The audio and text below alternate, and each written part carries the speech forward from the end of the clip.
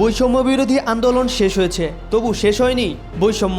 রাজনৈতিক, সামাজিক ও সাংস্কৃতিক বৈষম্য ছাড়াও রয়েছে ভয়াবহ বিষয় অর্থনৈতিক বৈষম্য।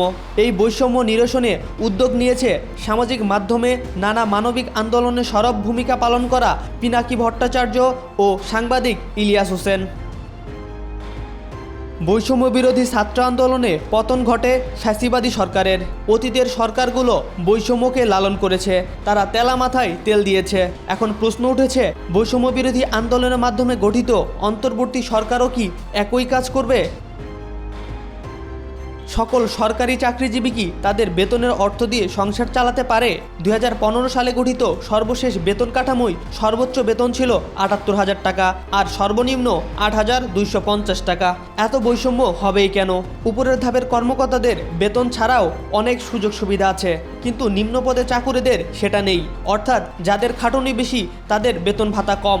এই বৈষম্যের অবসান কি ঘটবে না?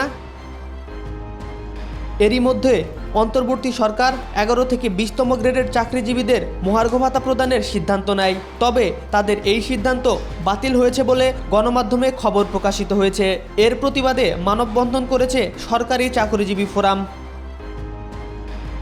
বাংলাদেশে 11 থেকে 20তম গ্রেডের সরকারি কর্মচারীদের বেতন বৃদ্ধির বিষয়ে বাংলাদেশি প্রবাসী অনলাইন অ্যাক্টিভিস্ট পিনাকি ভট্টাচার্য এবং ইলিয়াস হোসেন যৌথভাবে কাজ করার সিদ্ধান্ত নিয়েছেন। এই উদ্দেশ্যে তারা একটি রিসার্চ শুরু করার জন্য সময় চেয়েছেন এবং সমস্যা সমাধানে গভীরভাবে কাজ করবেন বলে জানিয়েছেন। পিনাকি ভট্টাচার্য তার ফেসবুক পোস্টে জানিয়েছেন, তারা সবসময় বাংলাদেশের সুবিধাবঞ্চিত, দরিদ্র ও নিম্নবিত্ত মানুষের পক্ষের মানুষ। তারা তাদের সাধ্যের সর্বোচ্চ দিয়ে এই সমস্যা নিয়ে কাজ করার প্রতিশ্রুতি দিয়েছেন।